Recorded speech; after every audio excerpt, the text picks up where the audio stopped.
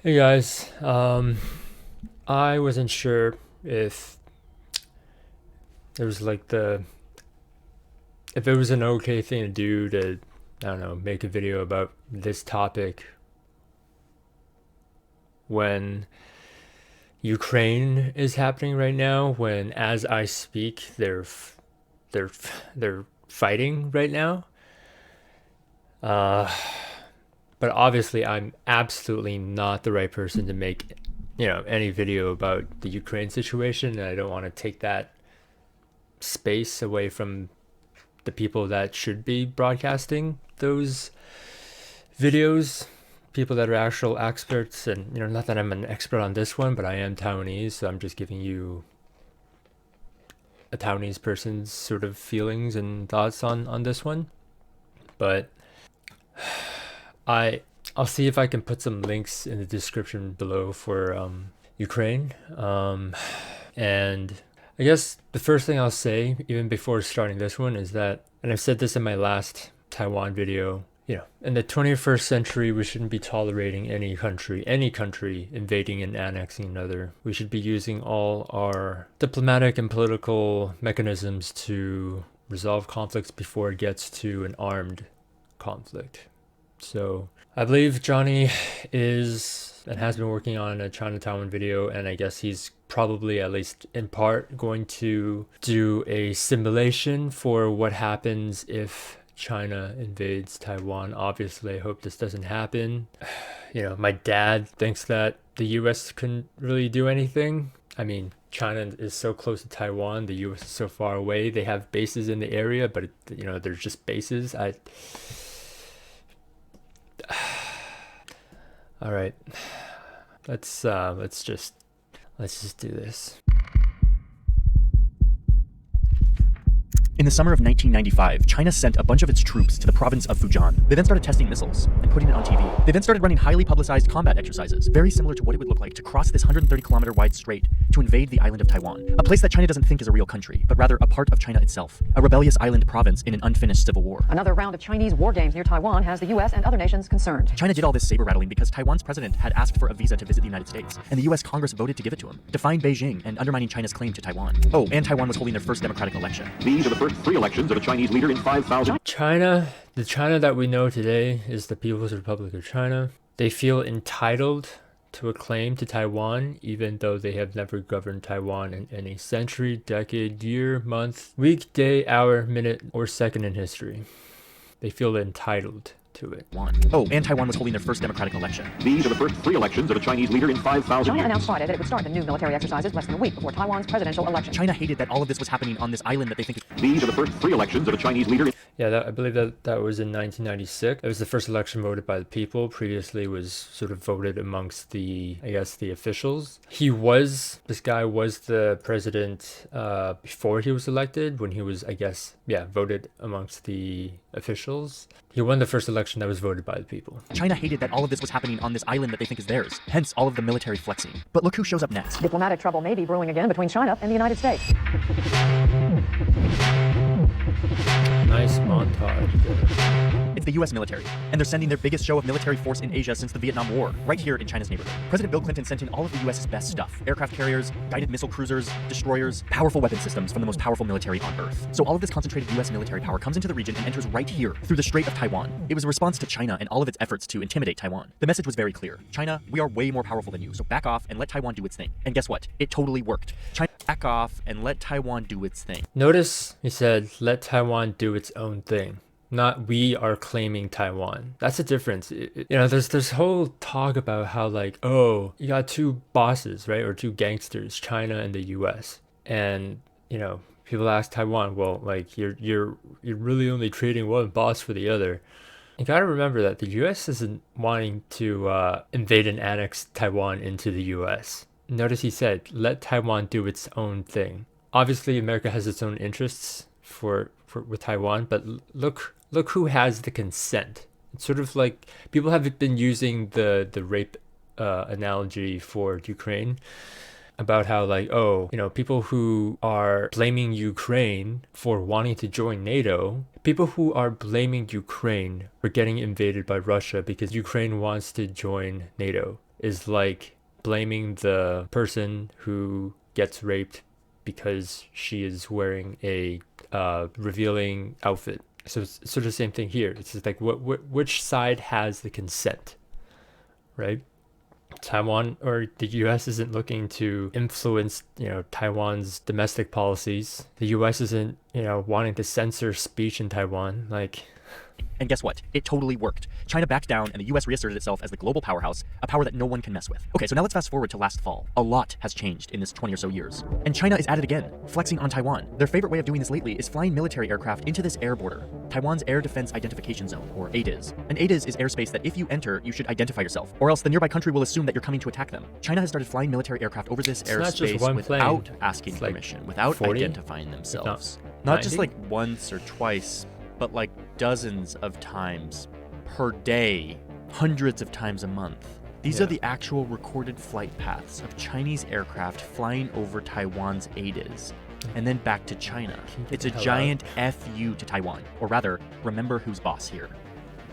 Luckily, there's some really amazing data on every single one of these Chinese flyovers. They're all documented. Taiwan's Air Force scrambled again today. This is research from the Foreign Policy Research Institute, and it's incredibly useful to see China's activity in Taiwan's ADIZ. You can see this massive surge late last year in flyovers. This is a graph that shows every single time a Chinese jet has flown over Taiwan's ADIZ in 2021. You can see that it comes to a peak in the first week of October. This was the week that China was celebrating its founding, and they were sending a very clear message to Taiwan. You will be ours. Fuck That you. week, this Chinese state-owned publication comes out with this headline: Time to warn Taiwan. okay, here's the thing. I love it when the CPC uses the word secessionist. Here's the other thing, all right? If you obviously, okay, let's hypothetical scenario, or we don't even need to go there. China doesn't want to go on a all-out war with the US. If we were put on a battlefield, right, where it's an equal distance between the US and China doesn't want to have an all-out war with the US. They know that they couldn't win, right? But Taiwan is a little different because it's like in their own backyard sort of thing. So instead of relying on the military method of taking Taiwan, they use other means. Soft power. Everybody wants to do business with China, so they use their soft power, saying, if you want to do business and trade with us, you have to agree with our narrative, the sort of story that we want to enforce, right? Which is that Taiwan, and their story is that Taiwan is a part of their China, which is not true, hasn't been true, never been true, right?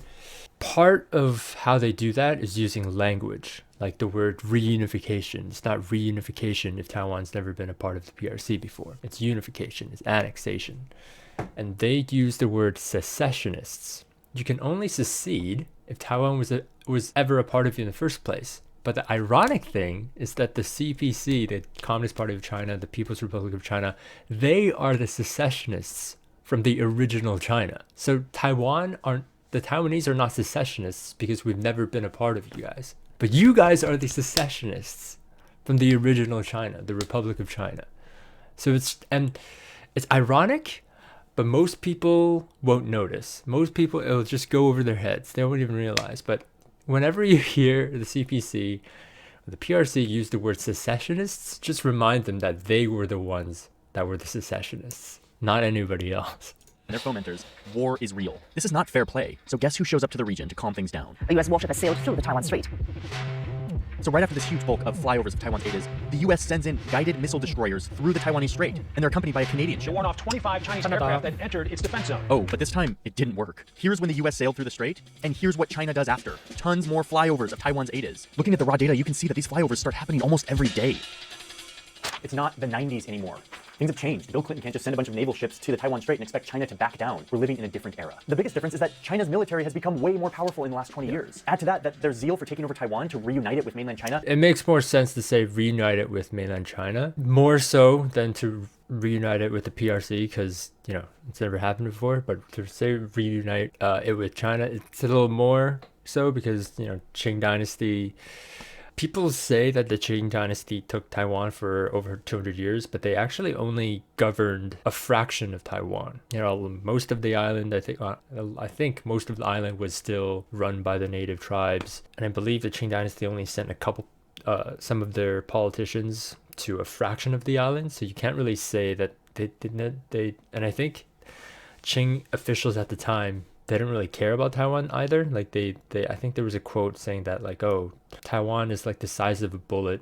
It doesn't, we don't lose anything if we lose Taiwan. So, but anyway. Immensely every year since. The reason I'm telling you this story and showing you the difference between how China reacted in the 90s and how it reacted last fall is because that difference is really important if we want to think about what war looks like in this region. I've been talking to military experts, I've been diving deep into military reports and writings from the Chinese military itself to try to understand what war with Taiwan would look like. It's something that is becoming more likely year by year. So what's to follow is my best attempt at understanding what war in the Taiwan Strait looks like. A war that drags in the United States. Here's the other thing. The Chinese like to say, oh, well, we're all Chinese, you know, Chinese people shouldn't be fighting Chinese people.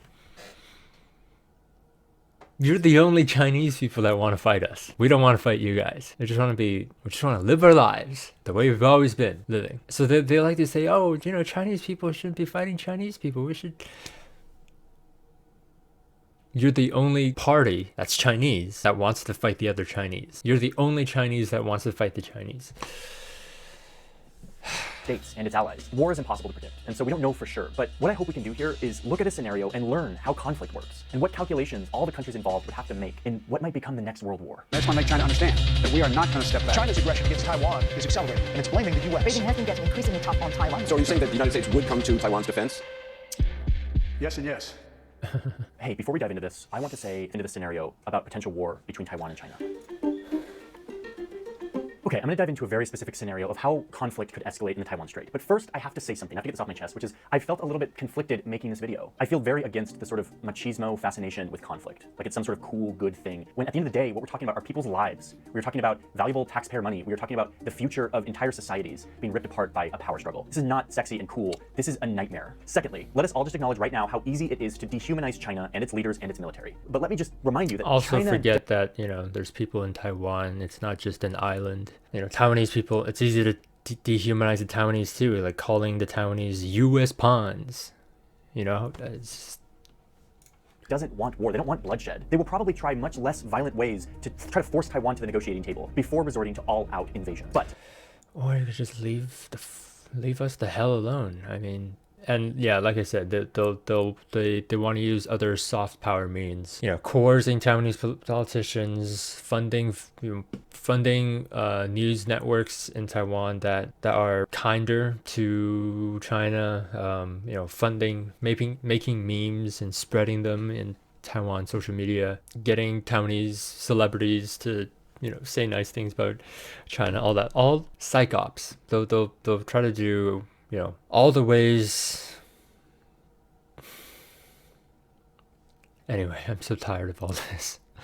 the reason I want to make a video about the nightmare scenario, because even if a military has a goal for a less violent intervention, that's not how war works. Conflict is very messy, and one miscalculation can lead to an escalation in the conflict. And now you have a wildfire that is out of control on both sides. It's incredibly easy for the momentum of conflict to bring us into that kind of situation. And that's why I want to suss out what it could look like. Okay, those are my disclaimers. Let's dive into this. No, we must not I'm gonna invade. start rolling here. There's two. Okay, I'm gonna clap. Here it comes. Okay, I need to bring you over to my desk to show you some documents I've been staring at. Any invasion of Taiwan starts with this document. This is a Chinese law meant to stop any parts of China from seceding from China itself. And it mentions Taiwan. It basically says that if Taiwan tries to assert its independence from China, or, and this is the most important part, or if the possibilities for a peaceful reunification should be completely exhausted, that China shall employ non-peaceful means and other necessary measures to protect China's sovereignty and territorial integrity. Taiwan, it's not China's sovereignty. All right, we're not a part of you, we never have been. Get the hell out of here.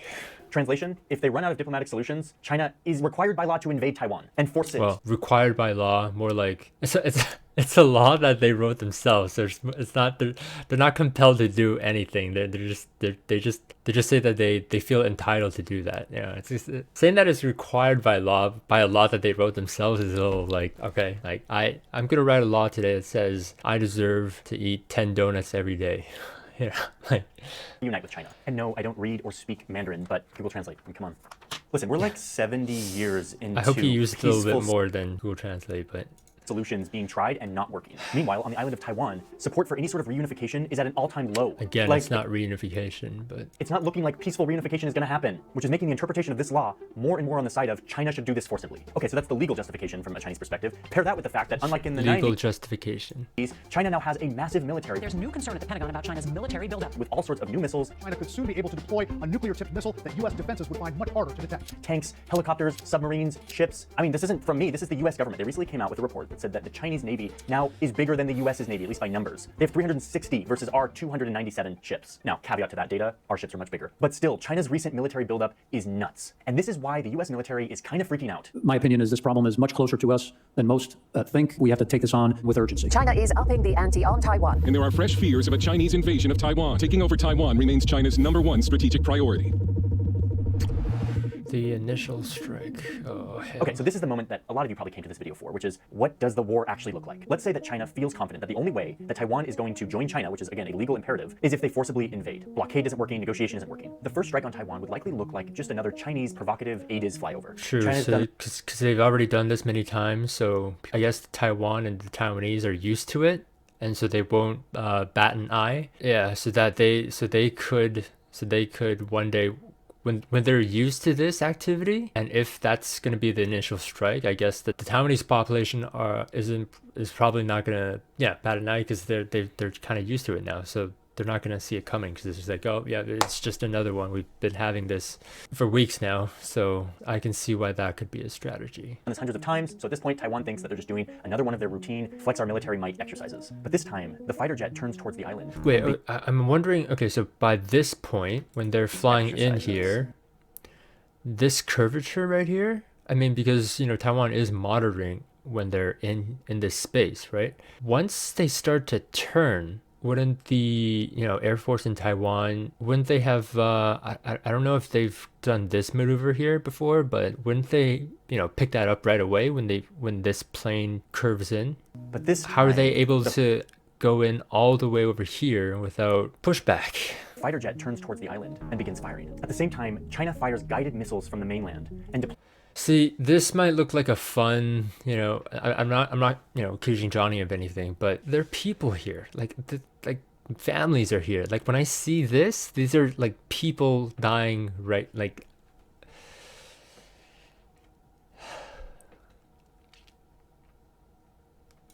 deploys tons more jets, and they all start firing in a fast, highly... see, and so here's the other thing.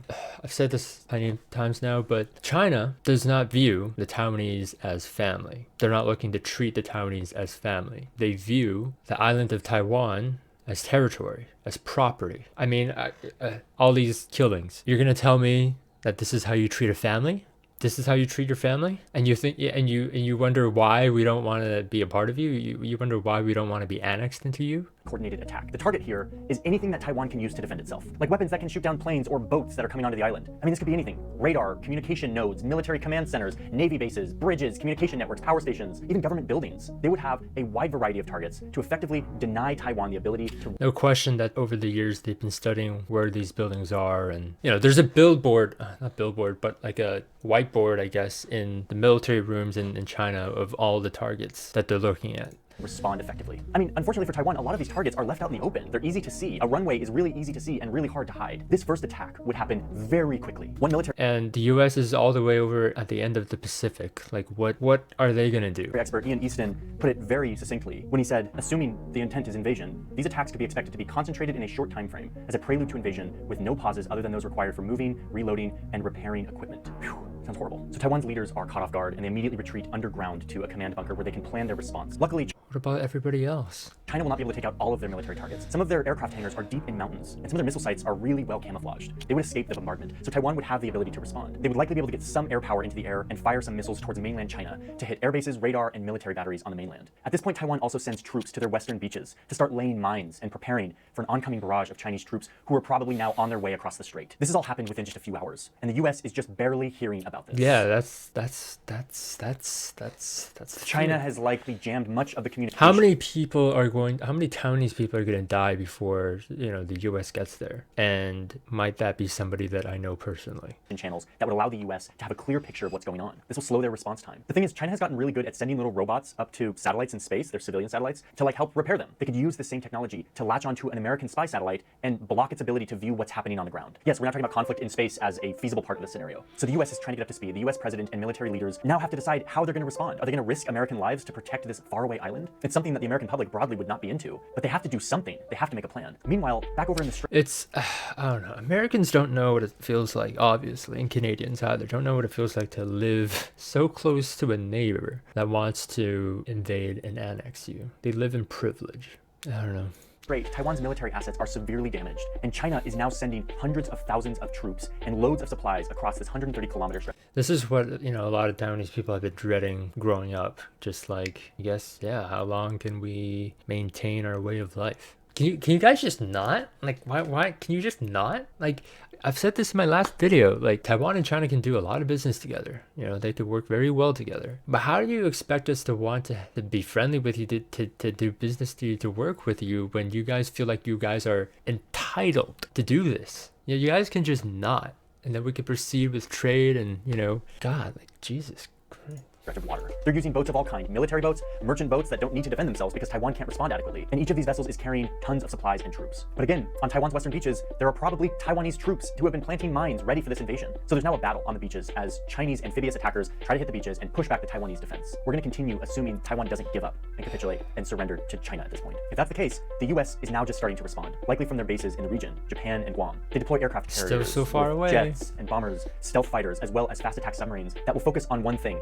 hitting all of these ships, the ones that are seems very late to me. Bringing stuff and people across the strait. Japan and Australia likely come in as allies to help out on this defense. And now the US and its allies are in direct combat with China, two nuclear nations fighting each other. This is exactly what we try to avoid because we don't know where it goes from here. We don't know where the ceiling is. War always escalates. And when there's nuclear weapons involved, that's a very scary momentum. There's even a scenario where China actually strikes first, hitting US bases in Japan and Guam at the same time that they hit their initial targets in Taiwan. This would be a much more provocative. Yeah, this would be a lot more provocative, a lot more aggressive. And I hate to say this, but like this would get more Americans.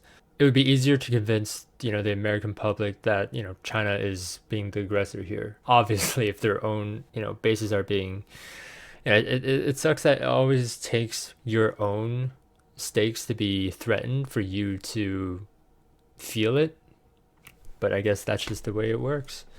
And would certainly bring the US full force into a war with China. So now you have Chinese troops who have pushed back. I don't really see China attacking those bases first. The same time is obviously more likely, but I don't think that they would want to, they want to avoid the full force. I don't think that they would attack these bases. Like initially anyway, unprovoked. Taiwanese defense on the western beaches, and they're now moving in towards major city centers. The US is fighting on the water and in the air. Here's the other thing. We don't have the Second Amendment in Taiwan.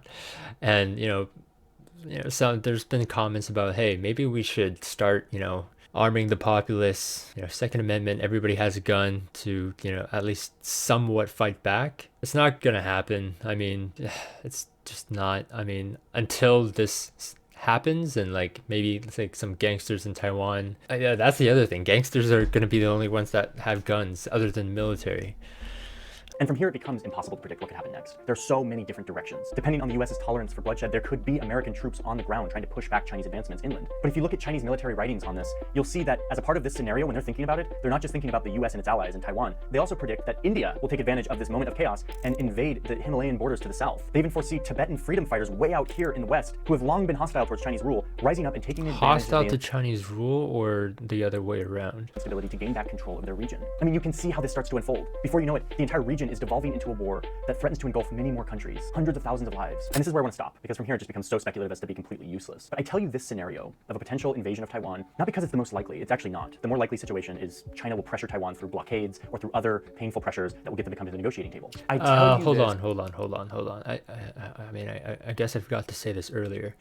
It's not our side that is not willing to come to the negotiating table. We've always been open to talks. It's actually China, the PRC, that is not willing to come to the negotiating table unless we concede to the idea that there is only one China, which is not true, evidently.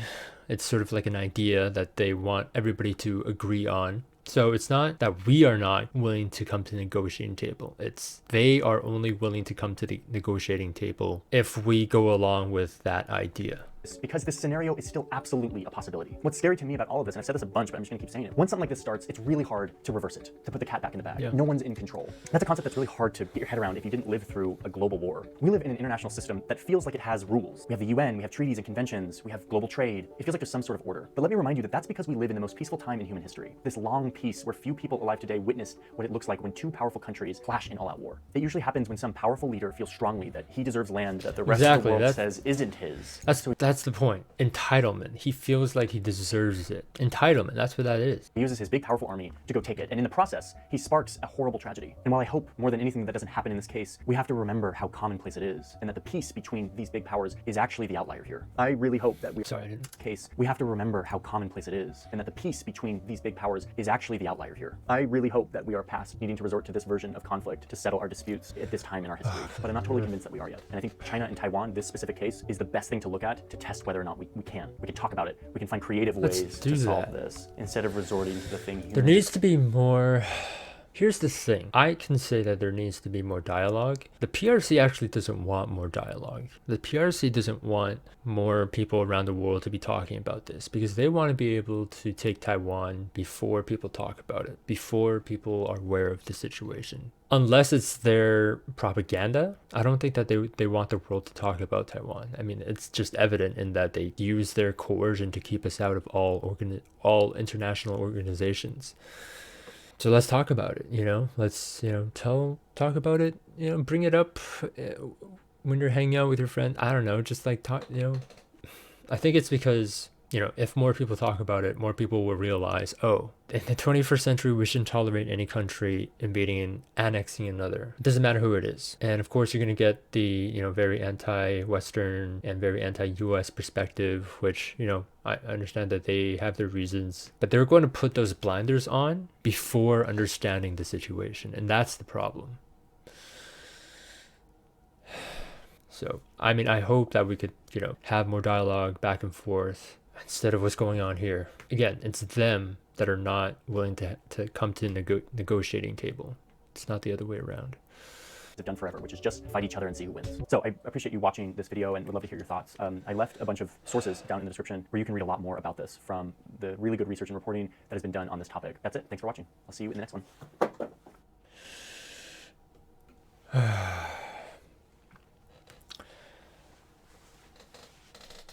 I'm going to be honest. First of all, I just woke up and I saw I guess it was a notification that Johnny uploaded this video and I haven't eaten breakfast yet, and so I'm a little hungry. I feel like I've said what I need to say. I mean, we want to prevent this. We want this sort of resolved without the loss of life, like what is going on right now in Ukraine. We don't want that. Taiwan, I guess we are lucky. And maybe a lot of it is luck, that we are not facing what Ukraine is facing right now. And I say luck because of, unlike Ukraine and Russia, we're not joined together by land. We are separated by waters. And, maybe if Taiwan was like just a land connected by land, that we'd be in a worse situation today. I mean, I've said this already, but like Taiwan in a peaceful world can work very well with China. We now speak the same language after the Chinese nationalists came in after World War II. They enforced Mandarin, and so now onto the island, and so now we all speak Mandarin. Taiwan is very close. The other thing I'll say is, people talk about how like the Chinese economy is going to eclipse the Americans. It's not just going to double, it's going to triple and maybe even quadruple over the decades. And when that happens, you're going to see a different global culture. The culture that we see today is a world where the US is number one. And I wonder how much of it we take it for granted. The political coercion that we see from China today is only going to get worse as they grow. You're going to see a different global culture when they become number one. So you're going to have this weight, right? The US and China. Taiwan is a weight. It could either help China or help Taiwan. It could either help the authoritarians or whatever you want to call the Americans. I mean, they have done horrible things in the past. You know, like nobody, I'm Canadian. I have no reason to, you know, defend them, apologize for them or anything, right? Canada has done horrible things in the past too, right? But you got to be able to judge every situation. You don't just say, oh, he's done horrible things in the past, so everything he does in the future is going to be wrong. That's just a very childish way of looking at things. You know, you having a side before you even understand the situation. I don't know. I mean, I can be guilty of it too, but for me, my bias is that I have family in Taiwan and I want them to be able to maintain their way of life like I get to in Canada, like Americans get to do in America. You know, they are the aggressor. They are the ones that are imposing a regime change. You know, in the United States, we talk about how, oh, we are against regime change wars. They are the ones that are initiating the regime change war in this case. We should be against it. We should be equally against it as we are of any other country imposing a regime change war. We want to prevent this from getting to what Ukraine is dealing with right now. I recognize that we are lucky right now, but we should preserve this. We should defend this. We want to do everything that we can so that it doesn't get to where it is in Ukraine. And I don't know what I can say about the Ukraine situation. I mean, we are very lucky right now. Everybody that's not facing what they're facing. And I know that there are other regions in the world that is going through something similar. I wonder if, you know, if my generation was in power right now, if we would be able to, you know, resolve this without the use of force. I mean, there's sort of like this idea that a lot of people that grew up with anime, who, you know, and a lot of these anime, like, they talk about war and how we should like not have it. If the generation that grew up with that, if they might, I don't know, the aggressor is the PRC. In this scenario, every scenario is different, but in this scenario, they are the aggressor. They are the only ones that are imposing force onto a people that don't want to be imposed on. They claim they don't want Chinese killing other Chinese people, and obviously, you know, the Taiwanese, the majority of Taiwanese people now have their own identity now, but they are the ones that are claiming that we are all Chinese, and they are the ones that supposedly don't want Chinese people killing other Chinese people, but they are the only Chinese people that are threatening to kill other supposedly Chinese people. All right, I'm gonna go eat breakfast. I probably missed a lot of stuff that I wanted to say that I might add in the comments, but thanks for watching, thanks for listening, and, you know, feel free to subscribe, check out my other videos on the topic, and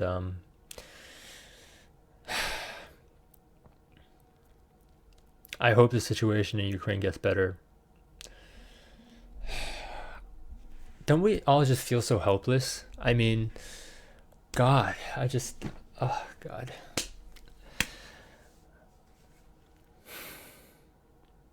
I'll see if I can put some useful links in the description for Ukraine. I don't know if I have the best ones, but I'll see what I can do.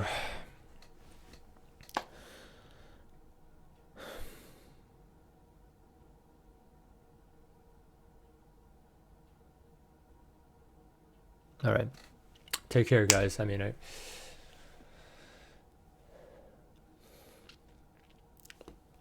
yeah, take care. Peace.